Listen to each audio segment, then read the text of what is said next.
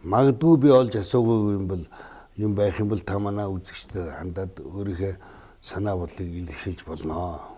Би нэг бодож яваа юм танай одоо телевизээр дамжуулаад харин хэлчихмээр байна. Хэлж. Энэ юу гэхтэй зэрэг Ашемийн уулзалт гэдэг нэг юм гарч ирлээ сүүлийн үед. Монгол мөнгөгүй гэдэг байлаа шүү дээ. Ард түмэнд болохтой зэрэг мөнгө, эмнэлэгт мөнгө байхгүй. Эмийн мөнгө хасаад байгаа. Эмнэлгийн байруудыг бүгдийг хувьчилд оруулж байгаа. Их олон байр хувьчилд. Сургуулиуд байхгүй. Ингээд ядууруулаад ард түмэндээ болохтой зэрэг мөнгө байхгүй.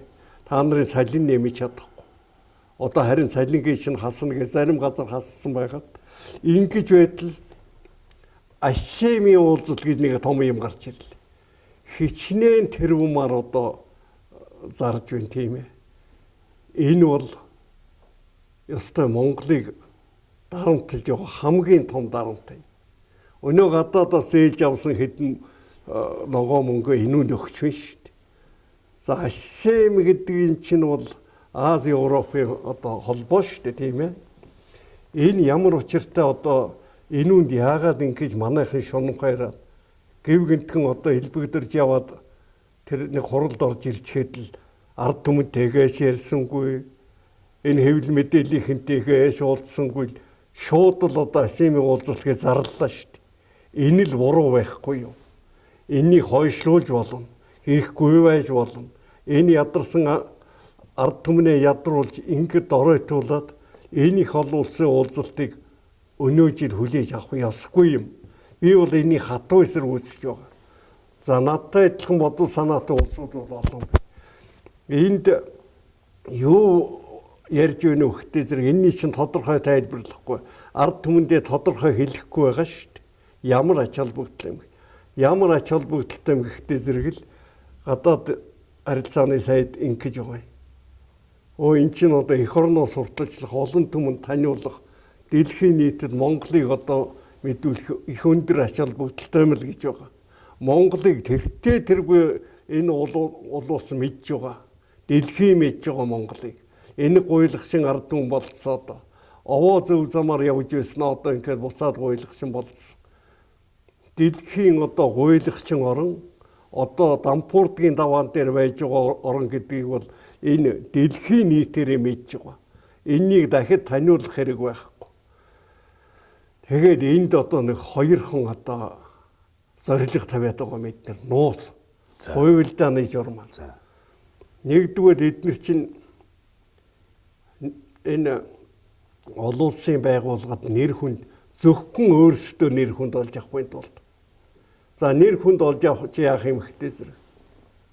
90 онд 8 онд 2018 онд Нүүбий ерөнхий нарийн бичгийн даргыг сонгох. Одоо энэ солонгос хүнийг халаж өөр хүн сонгох нь биш. Тэнд магадгүй одоо элбэгдэрж сонгогдох одоо бэлтгэлээ хийж байгаамаа гэж манай ард түмэн нэг хэсэг нь ярьж байгаа. Ерөөсөө Ашемийг л одоо энэ олон улсад нэг Монголыг их сайхан болгосон хүн энэ л элбэгдэрж байгаа юм шүү.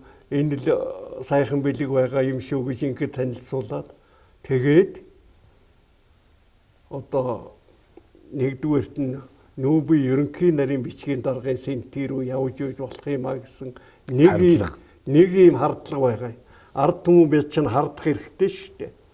Хоёрдугаар энэ 16 оны сонгуульд ялагдчихнаа.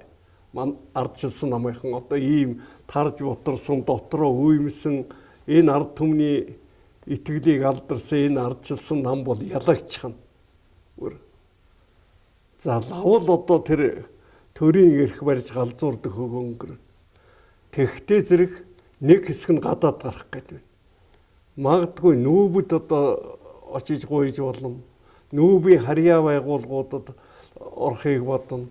Ийм учир дээрээс өнөөдөр ердөөсөө өөрсдийнхөө хувийн эрхшгийн үүднээс Ашем гэдэг одоо том байгууллагын хурал чуулганыг өөр яаран сандрах хичнээн тэрвэм төгрөгөөр валюта гарцдаад Монголд хийх гэж байна. энэнийг л одоо ард түмэн зөв ойлгоосоо.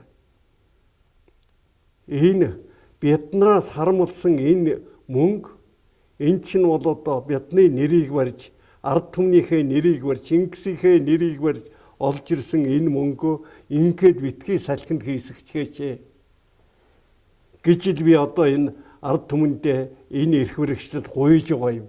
Олон удаа бичсэн би. АСЕМ-ийг би бол одоо хүлээж авахгүй байна. Би АСЕМ-ийг зөвшөөрөхгүй байна. Тэр одоо уул өксөөгөөр барьсан 50 том хаус байгаа шүү дээ. Хаус гэж нэрлэдэг юм гин зүгээр миний харж байгаагаар бол нэг том цэцэрлэгийн байшин байгаа юм. 50 цэцэрлэг барих байшингаа тэнд аваачаад уул өксүүлээд ингээд жагсаацсан байж байгаа. Дээрээс нь одоо 350 хуйгалсан машин гэнэ үү. 300 шинэ автобус гэнэ үү. Тэгэл одоо энэ өөрсдийнхөө юуг бүгдийг засал сэлбээд хичнээн тэрбум төгрөгөөр энэ өөрсдийнхөө зочид буудлыг сэлбэлээ шүү дээ. Гэх мэтлэн энэ Монголын мөнгийг бол дэмий газар салхинд хийсгэж 2-3 хоногийн хугацаатай хурлын төлөөнөө Монголынхон ард түмний хоолыг ингээд хасчихлаа, устгахчлаа. Тэр байтугай бид нарыг хотоос гар гэж одоо хөөж байгаа. Тийм бид дээ. Улаанбаатар хотоос энэ хэд хоногт одоо та нар явцгаа, та нар муухай харагдана гэж хөөж биш. Эн чинь одоо бид нохой юм уу? Тэр ирж байгаа хэдэн хүн чинь бурхан юм уу? Би одоо энэ үнд одоо маш их дургүйсэж байгаа. Ард түмэн үүнийг одоо үнэн зөвөр нь ойлгоосоо гэж. Би бол энэ АСЕМ-ийн уулзалтаас татгалзъя.